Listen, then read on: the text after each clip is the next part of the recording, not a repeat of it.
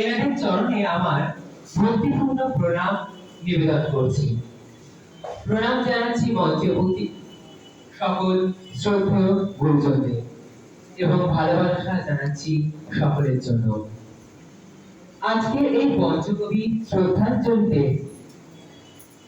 অনুষ্ঠানে সকল কবিকে শ্রদ্ধা জানাই। আর এর মধ্য দিয়েই আমি আমার বক্তৃতা শুরু করছি।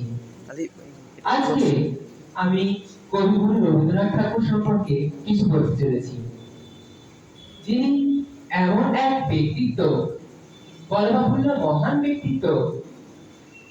তিনি শুধু বাংলায় নয়, সারা বিশ্ববাসী তাকে নিয়ে চর্চা করছে। তার সাহিত্য, তার সৃষ্টি সবকিছুই আমাদেরকে মুগ্ধ করে।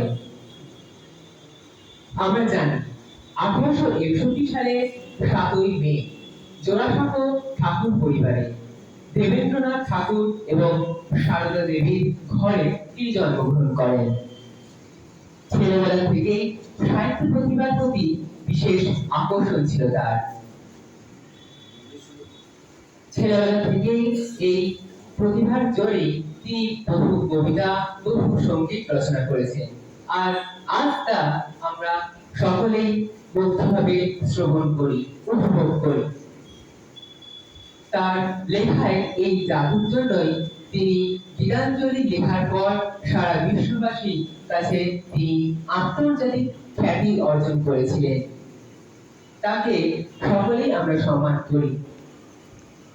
সত্যি গর্বের বিষয়, এশিয়ার মধ্যে তিনি একজন বাঙালি হয়েও প্রথম নোবেল পুরস্কার পান তার সাহিত্য কীর্তি গীতাঞ্জলির জন্য।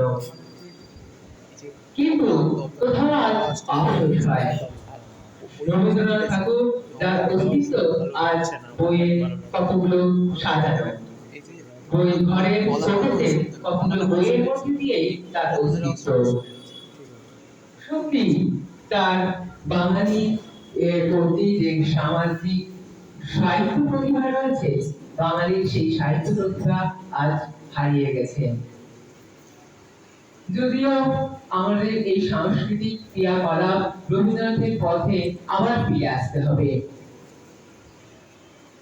তা যাই হোক, সময় স্বল্পতার কারণে আজ আর বিশেষ দীর্ঘ আলোচনার মধ্যে যে বক্তৃতাকে রাখতে চাইছি না।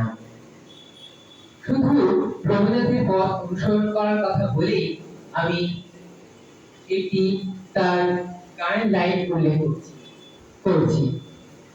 আরো চেতনা প্রভু, তাও মোরে আরো বেদনা, দূর হতে দূর দূরে প্রভু চলিতে দাও অনন্তহীন সুরে। ধন্যবাদ।